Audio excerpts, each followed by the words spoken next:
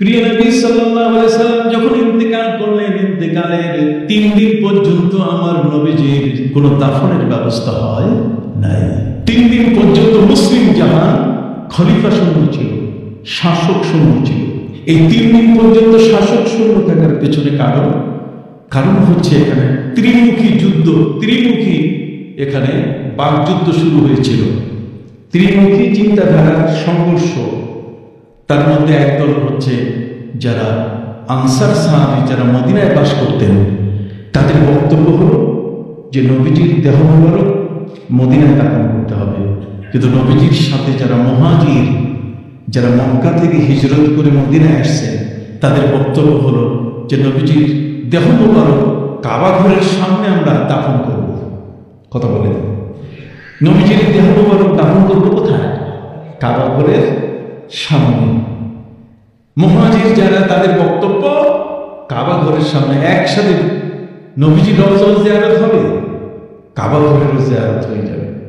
কিন্তু আনসার যারা, তারা বলছে না, নবী হিজরত করে চলে আসছেন, আমরা নবীকে জায়গা দিয়েছি, নবীকে বাড়ি দিয়েছি, ঘর দিয়েছি, আমরা সহযোগিতা করেছি, আমরা আনসার, নবীজি রওজা মোবারক হবে মদিনায়।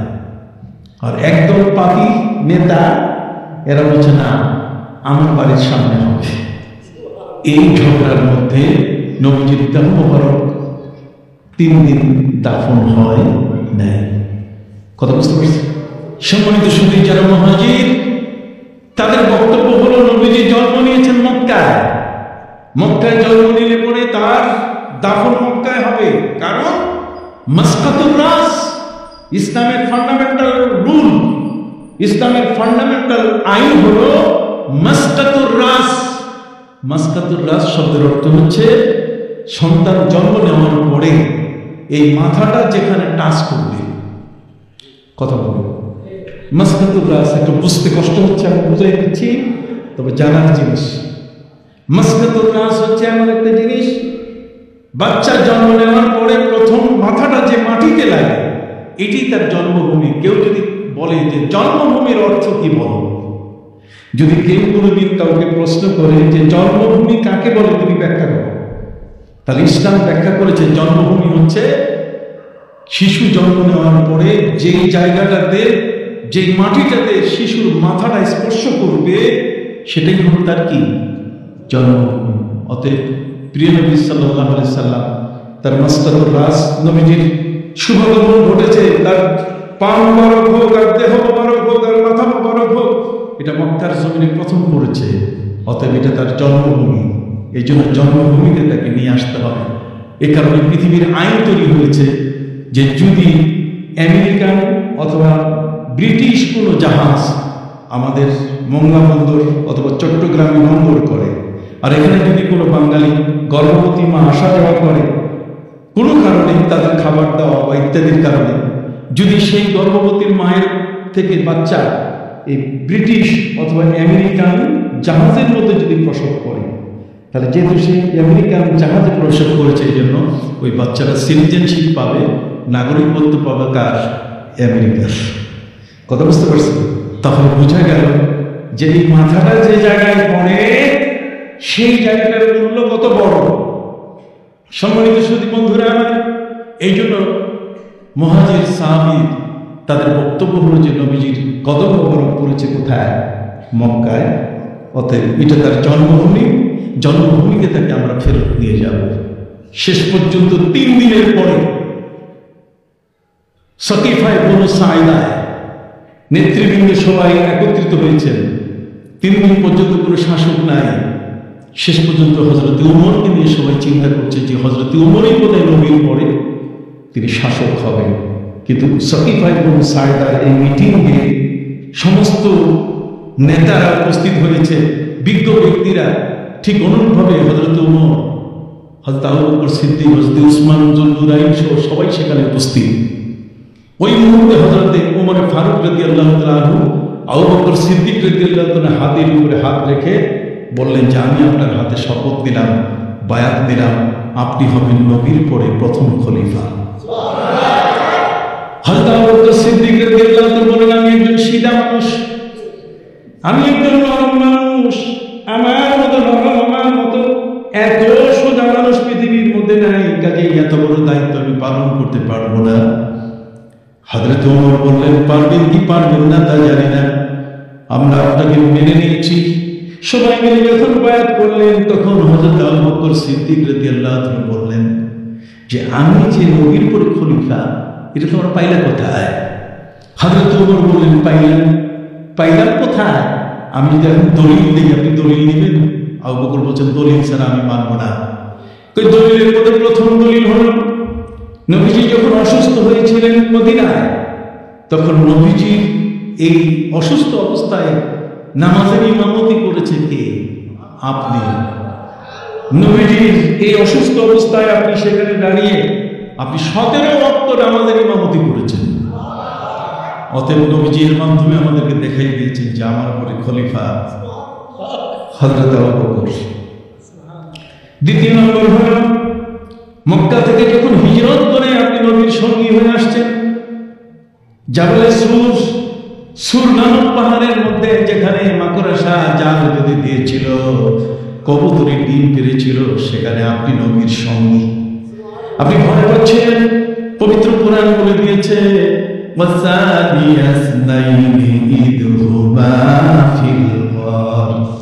إذ يقول لصاحبه لا تحزن إن الله معنا। হে নবী, আপনার সাথে দ্বিতীয় ব্যক্তি, তাহলে আল্লাহ কোরআনে আপনাকে নবীর পরে দ্বিতীয় ব্যক্তি বানাইছে, কাজে এই দায়িত্ব আপনাকে নিতে হবে। তৃতীয় নম্বর, নবীজি বলেছেন, আল আইম্মাতু মিন কুরাইশ, ইমাম হবে কুরাইশ বংশ থেকে, কাজে নবীর পরে যিনি খলিফা হবেন তিনি কুরাইশ বংশ থেকে। আমি ওমর কুরাইশি না, কিন্তু আপনি আবু বকর কি কুরাইশি। এই যে আজকে এখানে যিনি আসতেছেন, আওলাদে মুজাদ্দিদে জামান যিনি আসতেছেন, তিনি আল কুরাইশি। হযরত আবু বকর সিদ্দিক রাদিয়াল্লাহু তাআলা বংশের। নবীর পরে খলিফা হওয়ার যোগ্যতা সাহাবায়ে কেরাম কিভাবে সাব্যস্ত করলেন? সুবহানাল্লাহ বলেন। প্রিয় নবী সাল্লাল্লাহু আলাইহি সাল্লাম যখন ইন্তেকাল করলেন, ইন্তেকালের 3 দিন পর্যন্ত আমার নবীজির কোনো দাফনের ব্যবস্থা হয় নাই।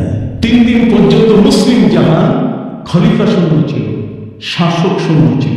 এই 3 দিন পর্যন্ত শাসক শূন্য থাকার পেছনে কারণ হচ্ছে এখানে ত্রিমুখী যুদ্ধ, এখানে বাকযুদ্ধ শুরু হয়েছিল, ত্রিমুখী চিন্তাধারার সংঘর্ষ।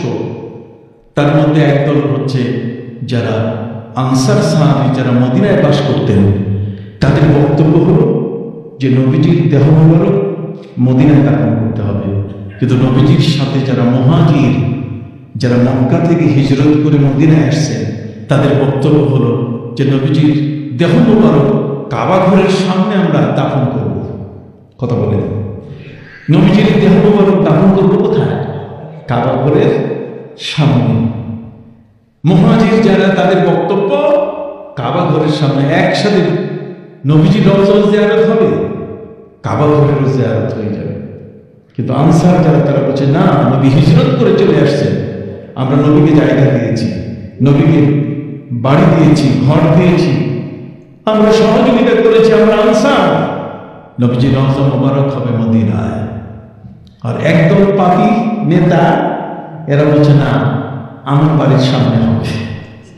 এই ঝগড়ার মধ্যে নবীজির দেহ মোবারক 3 দিন দাফন হয় নাই। কথা বুঝতে পারছি? সম্মানিত সুধী, যারা মুহাজির, তাদের বক্তব্য হলো নবীজি জন্ম নিয়েছেন মক্কায়, জন্ম নিলে পরে তার দাফন মক্কায় হবে। কারণ মাসকাতুর রাস, ইসলামের ফান্ডামেন্টাল রুল, ইসলামের ফান্ডামেন্টাল আইন হলো মাসকাতুর রাস। মাসকাতুর রাস শব্দের অর্থ হচ্ছে সন্তান জন্ম নেওয়ার পরে এই মাথাটা যেখানে টাচ করবে। কথা বলবো, মাসকাতুর রাস একটু বুঝতে কষ্ট হচ্ছে, আমি বুঝাই দিচ্ছি, তবে জানার জিনিস। মাসকাতুর রাস হচ্ছে এমন একটা জিনিস, বাচ্চা জন্ম নেওয়ার পরে প্রথম মাথাটা যে মাটিতে লাগে, এটি তার জন্মভূমি। কেউ যদি বলে যে জন্মভূমির অর্থ কি বলো, যদি কেউ কোনোদিন কাউকে প্রশ্ন করে যে জন্মভূমি কাকে বলে, তুমি ব্যাখ্যা করো, তাহলে ইসলাম ব্যাখ্যা করেছে জন্মভূমি হচ্ছে শিশু জন্ম নেওয়ার পরে যেই জায়গাটাতে, যেই মাটিটাতে শিশুর মাথাটা স্পর্শ করবে সেটাই হলো তার কি? জন্মভূমি। অতএব প্রিয় নবী সাল্লাল্লাহু আলাইহি সাল্লাম তার মাস্তারুর রাস নবীজির শুভাগমন ঘটেছে, তার পা মোবারক হোক আর দেহ মোবারক হোক আর মাথা মোবারক হোক, এটা মক্কার জমিনে প্রথম পড়েছে। অতএব এটা তার জন্মভূমি, এই জন্য জন্মভূমিতে তাকে নিয়ে আসতে হবে।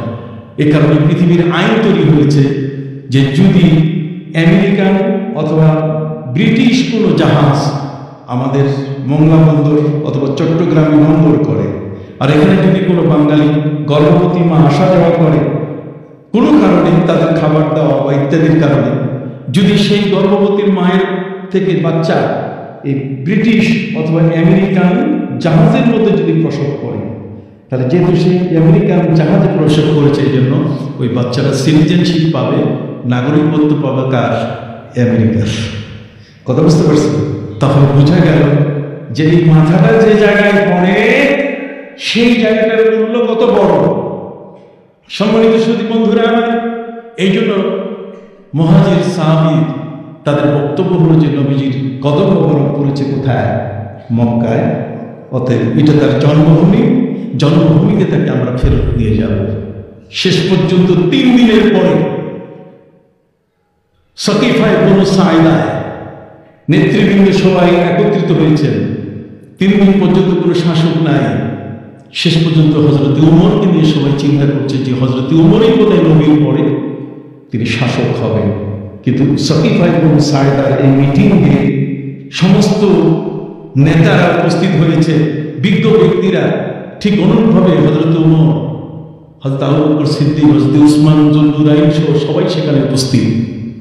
ওই মুহূর্তে হযরত উমর ফারুক রাদিয়াল্লাহু তাআলা আনহু আবু বকর সিদ্দিক রাদিয়াল্লাহু তাআলা হাতের উপরে হাত রেখে বললেন যে আমি আপনার হাতে শপথ দিলাম, বায়াত দিলাম, আপনি হবেন নবীর পরে প্রথম খলিফা। হযরত আবু বকর সিদ্দিক রাদিয়াল্লাহু তাআলা বলেন আমি একজন সিধা মানুষ, আমি একজন নরম মানুষ, আমার মতো নরম, আমার মতো এত সোজা মানুষ পৃথিবীর মধ্যে নাই, কাজেই এত বড় দায়িত্ব আমি পালন করতে পারবো না। হযরত ওমর বললেন পারবেন কি পারবেন না তা জানি না, আমরা আপনাকে মেনে নিয়েছি। সবাই মিলে যখন বায়াত করলেন তখন হযরত আবু বকর সিদ্দিক রাদিয়াল্লাহু তাআলা বললেন যে আমি যে নবীর পরে খলিফা এটা তোমরা পাইলা কোথায়? হযরত ওমর বললেন পাইলাম কোথায়? আমি যদি এখন দলিল দিই আপনি দলিল নেবেন? আবু বকর বলছেন দলিল ছাড়া আমি মানব না। ওই দলিলের মধ্যে প্রথম দলিল হল নবীজি যখন অসুস্থ হয়েছিলেন মদিনায়, তখন নবীজির এই অসুস্থ অবস্থায় নামাজের ইমামতি করেছে কে? আপনি। নবীজির এই অসুস্থ অবস্থায় আপনি সেখানে দাঁড়িয়ে আপনি 17 ওয়াক্ত নামাজের ইমামতি করেছেন। অতএব নবীজির মাধ্যমে আমাদেরকে দেখাই দিয়েছেন যে আমার পরে খলিফা হযরত আবু বকর।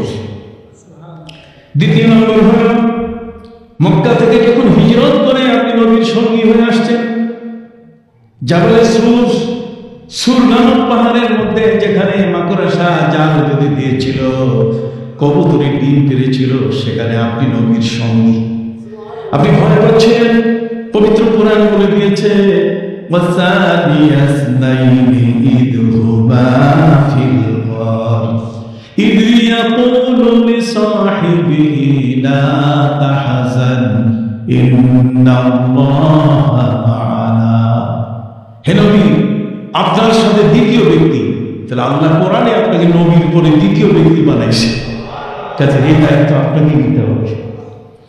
তৃতীয় নম্বর নবীজি বলেছেন আল আইম্মাতু মিন কুরাইশ, ইমাম হবে কুরাইশ বংশ থেকে, কাজে নবীর পরে যিনি খলিফা হবেন তিনি কুরাইশ বংশ থেকে। আমি ওমর কুরাইশি না, কিন্তু আপনি আবু বকর কি কুরাইশি। এই আজকে এখানে যিনি আসতেছেন আওলাদে মুজাদ্দিদে জামান যিনি আসতেছেন তিনি আল কুরাইশি।